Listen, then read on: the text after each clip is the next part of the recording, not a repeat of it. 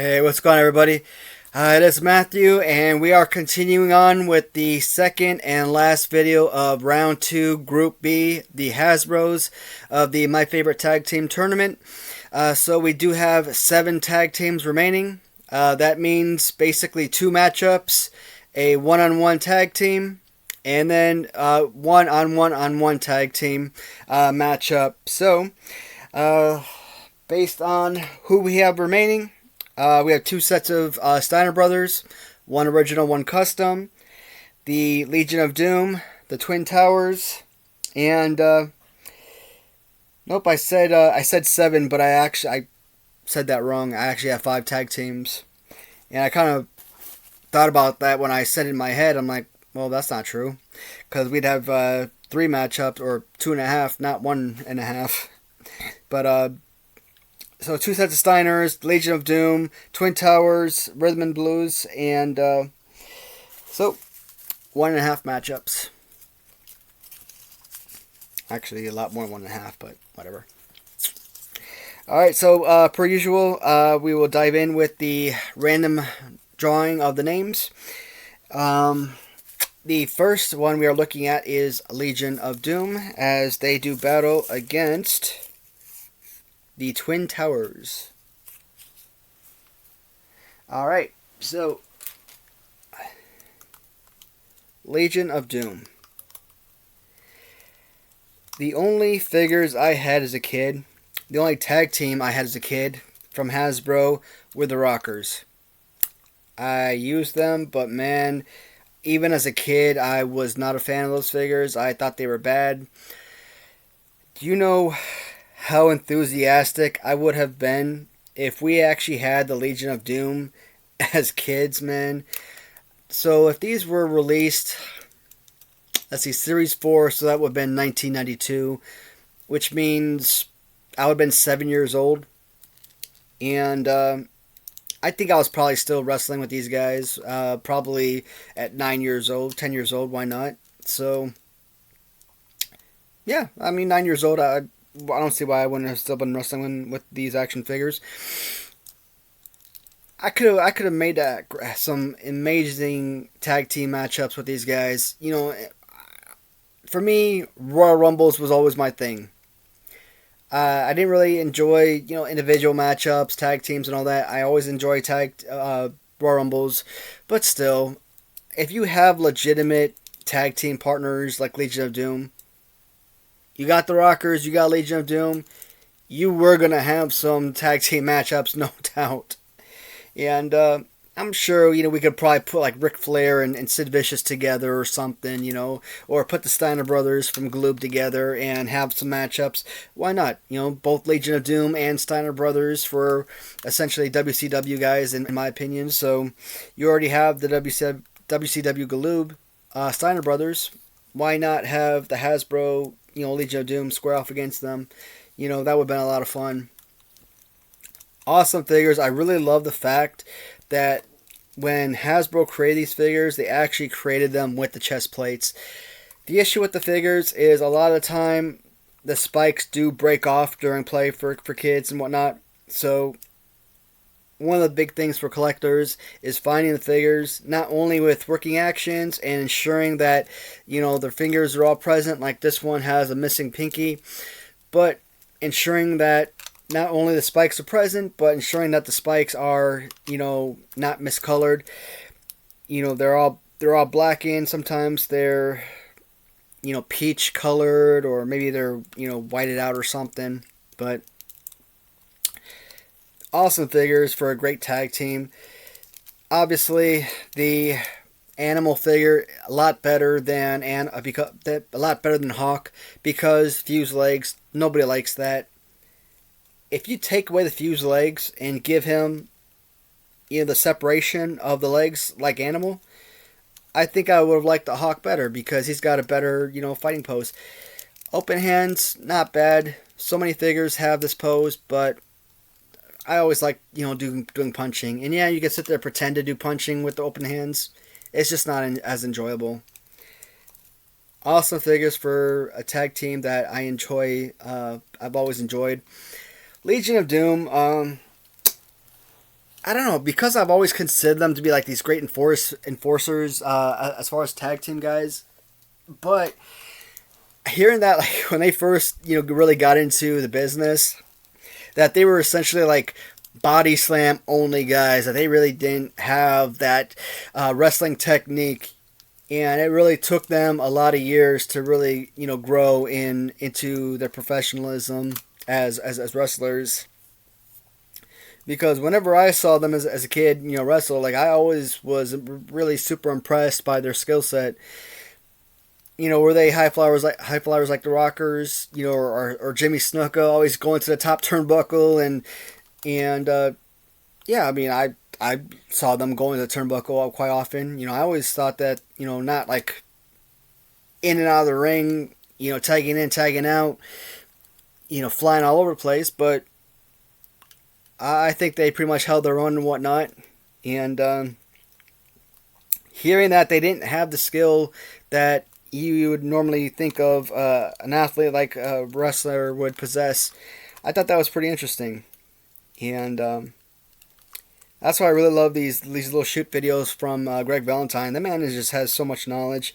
And I think I've been recommending a lot of people to go in and watch those videos because the man is just so impressive and just so much knowledge. I mean, we're talking, how many decades did he spend as a member of the WWF? So the stupid championship belt will not stay on, so I'm going to take that off. Legion of Doom, and who did I say that they were squaring off against? Twin Towers. This is what sucks. You have an amazing Akeem custom, and I specifically chose this figure for this tag team because I really love this version of Akeem over the yellow. And even though I know the Series 1, heavier Big Boss Man equates much, much better with the Akeem figure, the Twin Towers, because they were like these balloon-sized fellas. But I even said it in the last time I did this video featuring these guys. I don't think that the Twin Towers would have advanced to round 2 if I didn't choose the Series 3 Big Boss Man. The Series 3 Big Boss Man, a top 10 Hasbro figure for me. That, because I chose this one, this figure was enough to put this tandem over the top and advance them to round 2.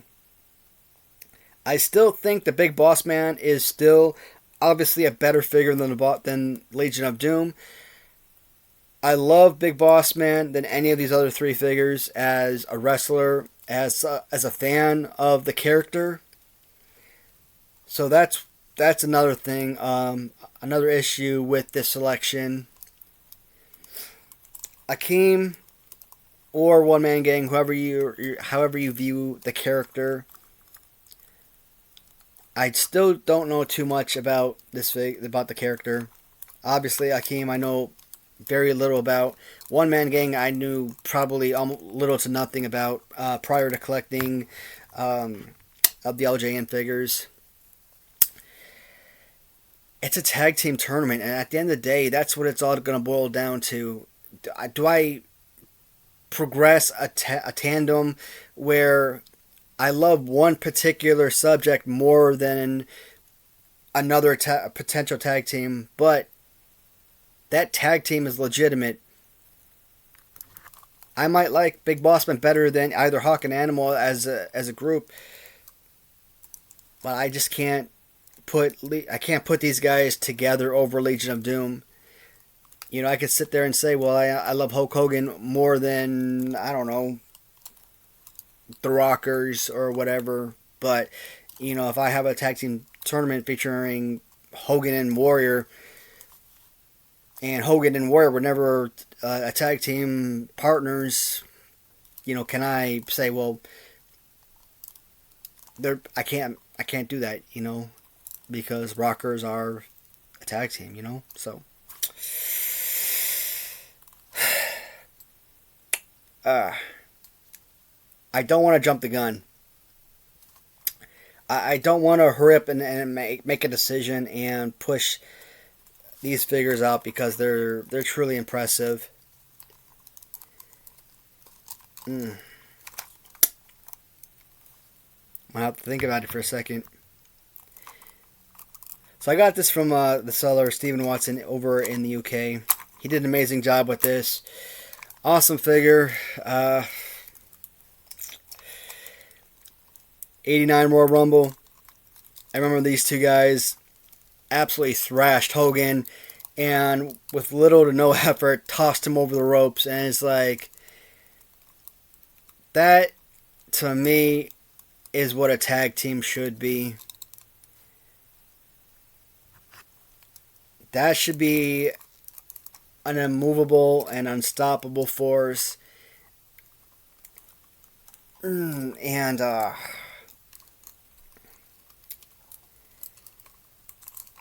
this isn't as easy as you might think, just simply going against Twin Towers or Legion of Doom.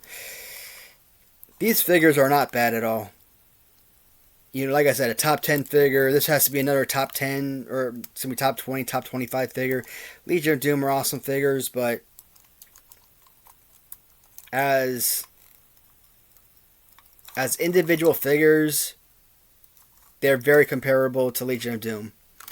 As nostalgia and as comparable wrestlers, I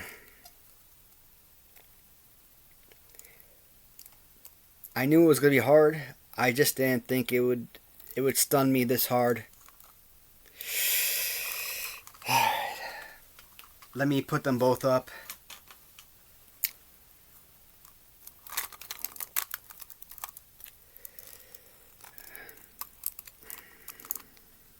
Alright, I think I'm ready to make a decision.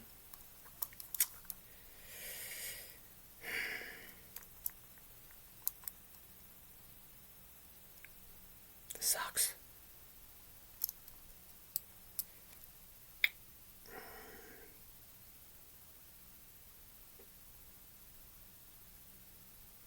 I don't know.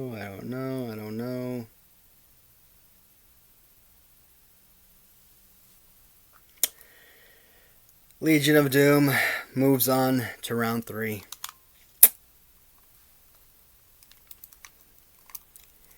You know, I actually thought when I saw this matchup, I really wanted this team to push forward to a round 3. And then I saw this matchup, I'm like, man, there's probably an 85% chance Legion of Doom was going to win. Then I started talking about the figures, and I'm like, you know what? I think it was like 50.3 to like 49.7 or whatever. It was not by any stretch of the imagination, you know, a blowout or anything like that. So, Legion of Doom defeats Twin Towers. I really wanted to see that team go on, but alas, they can't. So that means that the original Steiner Brothers, the Steiner Brothers Customs, and the Rhythm and Blues figures will all square off against each other. And we will start off with the original Steiners. Again, neither figure were on my top 10 list of all-time favorite Hasbros. I think Rick Steiner deserves to be somewhere in the top 15. Scott Steiner maybe somewhere in the top 30 perhaps. Both fantastic figures. Absolutely love them. Rick Steiner is one of the very few figures where I think that the extended right arm, along with Big Boss Man, obviously, where I think it actually really works for the particular figure. Overall design is absolutely exceptional, and I'm gonna.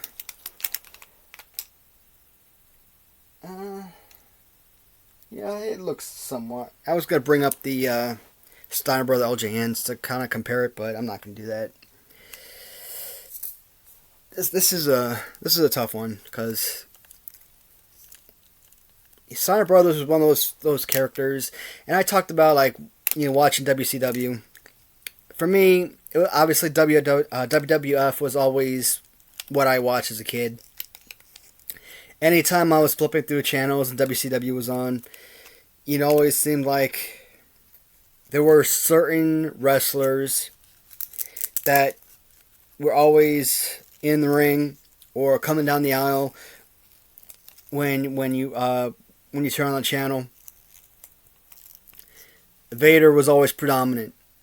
Ric Flair, Sting, the Steiner Brothers, Legion of Doom, and Nasty Boys.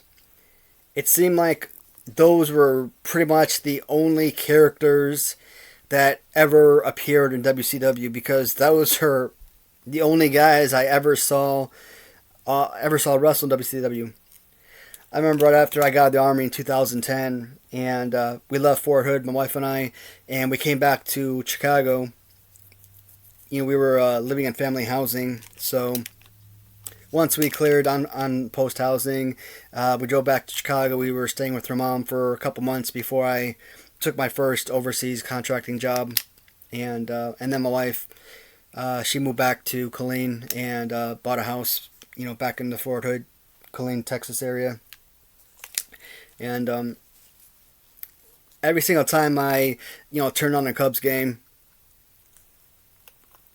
every time, without failure, Derek Lee is batting.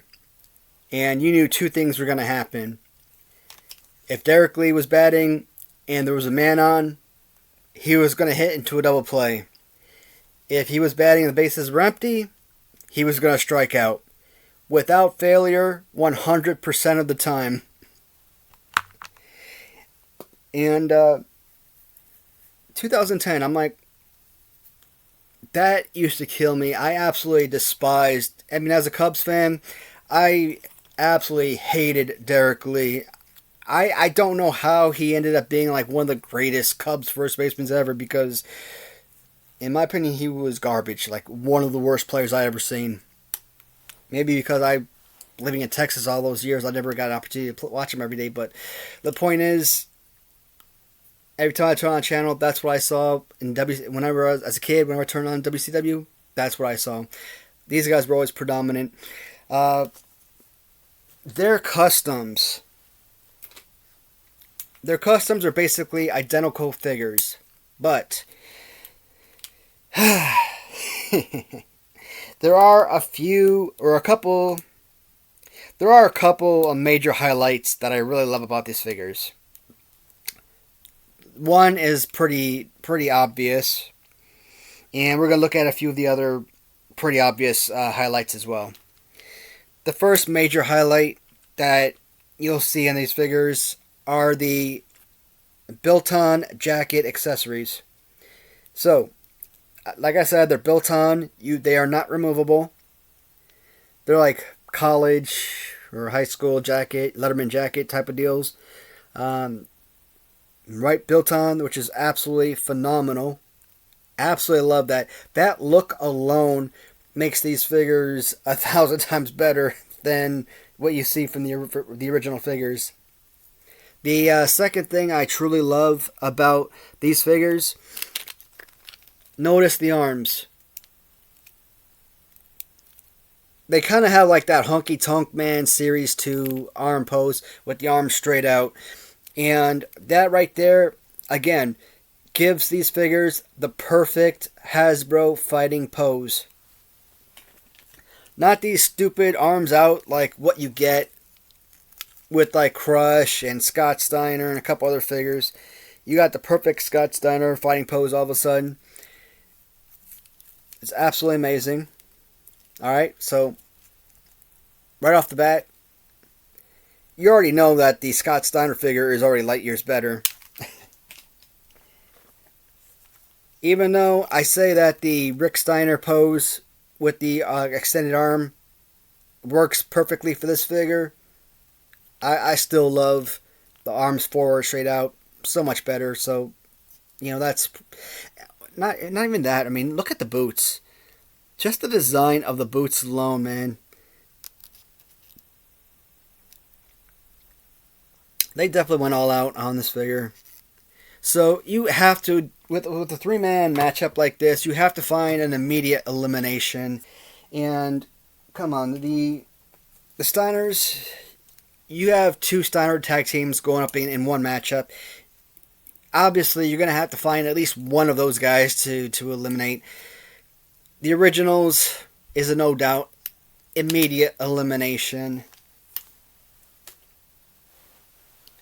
But does that does not automatically mean that the tag team of Steiners are going to round 3, because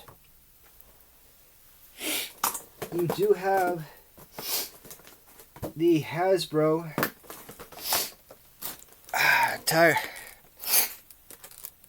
tag team of Rhythm and Blues. Once again, I went with who was this? I think this came from Derek. I went with Derek's Honky Tonk Man figure. Actually, did I choose this one or did I choose Rob's last time?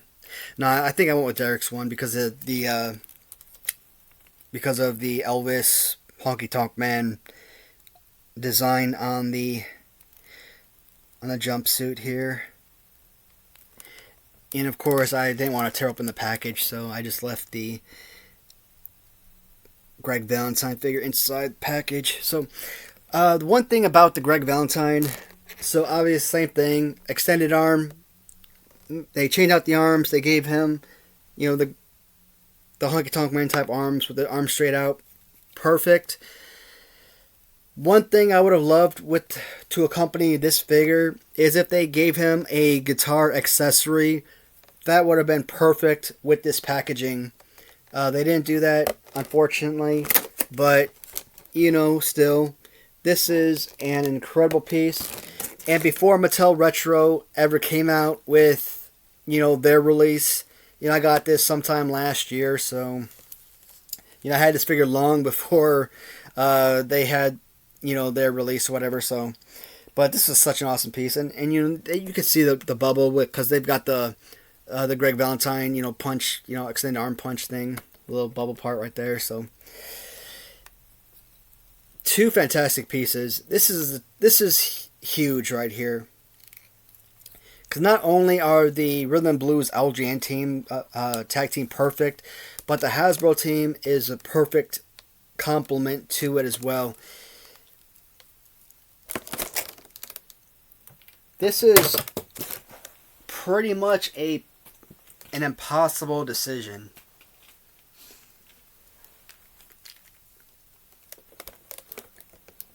This right here is not a decision that should be made in round freaking 2, guys. This is literally a final round type of decision. At the very least, if this was like a 6-round or 7-round tournament, if this was like a 7-round where round 6 was semifinals, round 7 was finals type of deal, at the very least, this should be like a round 5 decision. We're looking at like the last 8 figures or so, last 8 teams. But here we are in round 2, and we haven't even touched the Galoobs or Remcos yet.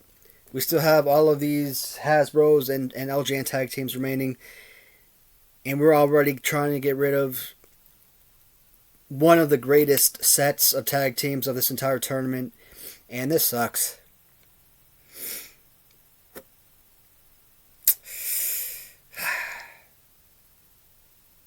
I think I am more of a fan of the Steiner Brothers.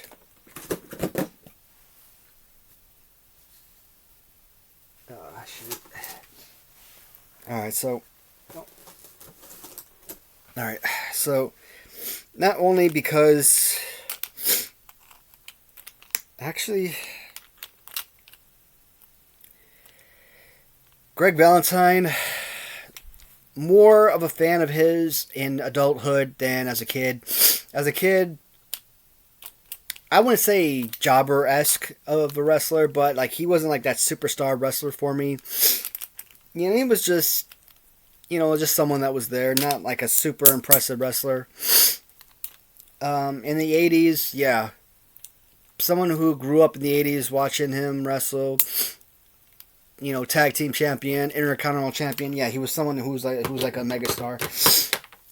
But for me in the 90s, he wasn't really anybody super flashy. What I know about him now as an adult and everything, yeah, I'm super impressed with his career. His longevity, his ability to go from territory to territory, from country to country, work not only in the U.S. but in Japan and different companies. His loyalty to like Vince McMahon and stuff. All these different opportunities that he gave up because of that loyalty. The different respect that other companies like WCW have had for him, that they've offered him these other opportunities. Just it's crazy, and different runs he's had. Different title runs and stuff, and holding the belt for a certain amount of time before losing it. So Royal Rumble participation and his not just going in there for like 5 minutes and being tossed, but being an actual competitor for a long time and stuff. I like that. Like I said, guys that go in there for like 2 seconds and get tossed, I hate that. That just, to me, is so wasteful. And Honky Tonk Man, that man held the Intercontinental belt for almost a freaking year. That is freaking insane. The only man I don't think that record has been surpassed. I think to this day, I think he's still the longest tenured Intercontinental champion, if I'm not mistaken. To me, I think Razor Ramon, Shawn Michaels most definitely is my favorite Intercontinental champion ever. But I've enjoyed seeing like Razor Ramon as Intercontinental champion. I don't know. I kind of remember Bret Hart being Intercontinental champion, but I could be remembering incorrectly. I'm trying to think, who were other Intercontinental champions over the years? From like 1990 to like 1997, I normally give myself like 1998 as like my cutoff, even though I probably stopped watching wrestling before then. But I'm trying to think like who else was Intercontinental champion over those years. And I don't know. Like Shawn Michaels seems like the only one that's like really ever pops in my head. And I know about Honky Tonk Man because that slogan, greatest Intercontinental champion of all time. Warrior, maybe. I don't know. Try to look around and kind of see the different people that I have on my shelf and see if anyone kind of like stands out to me. But Davey Boy Smith, was he Intercontinental champion? I think so. I don't know. But anyways, I guess that's a simple Google search or something, but I just can't remember. It kind of hurts my brain to try and remember. Guys, just kind of recap what we got here so far. In the last video, Mega Maniacs defeated Smoking Guns. Nasty Boys Customs defeated Money Incorporated. Demolition defeated Strikeforce. In this video, we saw Legion of Doom defeat Twin Towers, and we saw the custom Steiner Brothers defeat the original Steiner Brothers and the custom Rhythm and Blues tag team. So, even though we only had 2 matchups, it still took almost 30 minutes to make. That's crazy. Aren't you glad I separated this in 2 videos? This would have took 50 minutes if I had made it 1 video. Even though I only made 2 videos today, I'm pretty much going to stop. I don't think I'm going to make any more videos today. I'm just not feeling it for any more videos. Maybe I'll come back in a few days and make another 1 or 2, but that's it for now, guys. Thank you for watching. Talk to you in the comments, and see you next time. Thanks, everybody.